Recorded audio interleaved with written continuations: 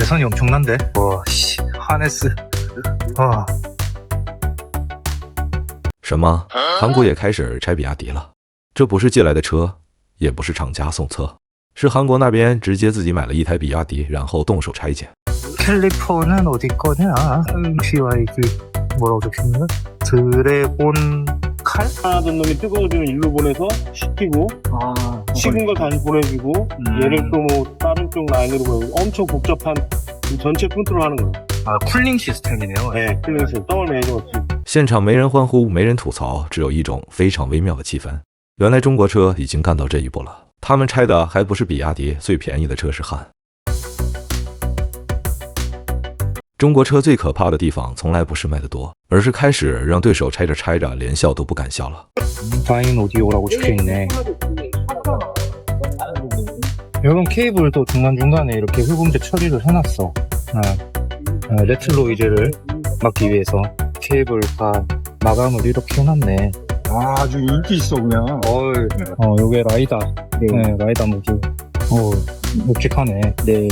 프론트 쇼가 여기 BYD 적혀있네. 大家都知道，韩国其实是一个对外来汽车品牌非常不友好的市场，不是因为韩国人不懂车，恰恰相反，是因为他们太清楚自己在买什么。在韩国买车这件事，长期以来就是在本土品牌体系里做选择。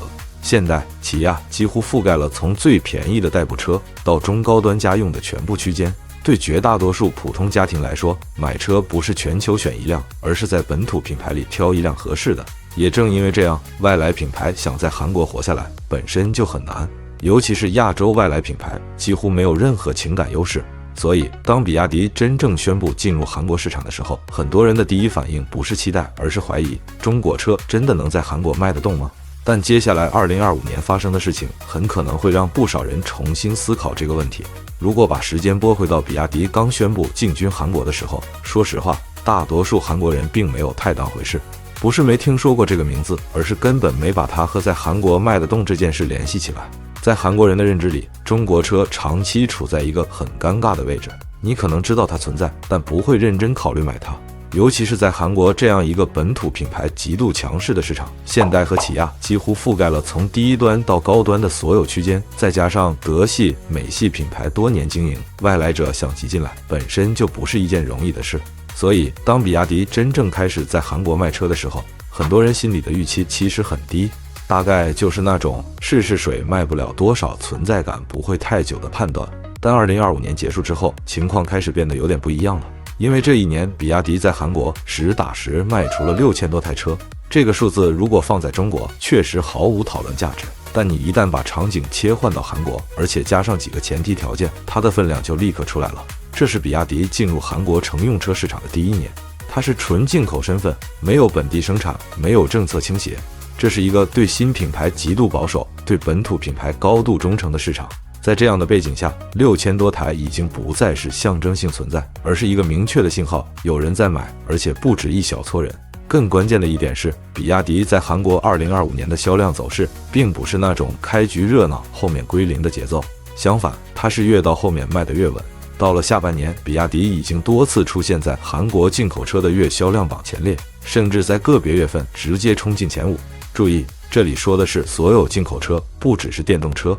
这时候事情的性质其实已经发生变化了，因为在韩国，如果一个品牌能稳定进入进口车销量榜前列，就说明它已经通过了最基本的市场筛选。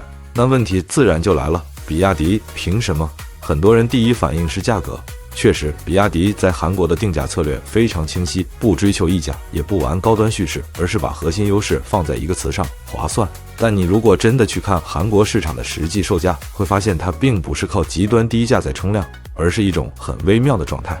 同样级别的车型，一对配置，一对续航，一对电池规格，比亚迪的价格永远显得合理的有点刺眼。你很难说它哪一项是行业天花板，但也几乎找不到明显短板。而在一个成熟市场，这种整体完成度往往比某一项极端优势更重要。更重要的是，比亚迪并没有把韩国市场当成清库存或者试验场，它卖的车型并不是减配版，也不是阉割版，而是和全球市场保持一致的产品水准。这件事在韩国消费者那里其实是非常加分的，因为韩国人对进口车有一个很现实的期待，既然是进口，那你至少要对得起我多付的钱。而比亚迪做的是在进口身份下，反而把价格压到了一个让人没那么犹豫的位置。除了价格，另一个常被忽略的因素是时间点。2025年的韩国，电动车已经不再是新鲜玩意，充电设施更完善，政策方向更清晰，消费者的关注点已经从电不电转向好不好用。在这个阶段，品牌光环的重要性开始下降，实用性、性价比、使用成本反而变成了核心考量。比亚迪正好踩在了这个窗口期进入韩国，所以你会发现，很多比亚迪在韩国的真实车主并不是极端的尝鲜派，而是非常理性的家庭用户。他们不一定认同中国品牌，但在算清楚账之后，会愿意给这辆车一个机会。而一旦这种人群开始出现，销量就不再是偶然事件。当然，比亚迪2025年在韩国并没有一夜之间改变市场格局，现代和起亚依然牢牢掌控着本土市场，这一点短期内不会有任何变化。但比亚迪真正改变的是一件更深层的东西，韩国消费者对中国车的心理排序，以前是直接排除，现在是可以比较，从根本不看变成至少试驾一下。这一步其实比销量本身更难。也正因为如此，你会看到韩国汽车圈开始认真研究比亚迪，甚至出现拆解、分析成本结构、研究技术路线的内容。当一个市场开始花时间研究你，而不是嘲笑你，说明你已经进入了对手区。从比亚迪自己的角度看，2025年在韩国更像是一个标准的落地年，不是追求规模，而是验证路线，产品能不能被接受，渠道顺不顺，售后体系扛不扛得住，这些都比短期销量更重要。6000多台车本质上就是一次集体反馈，这条路是能走下去的。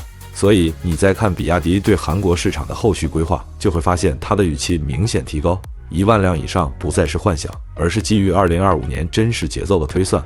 当然，挑战依然存在，而且非常现实。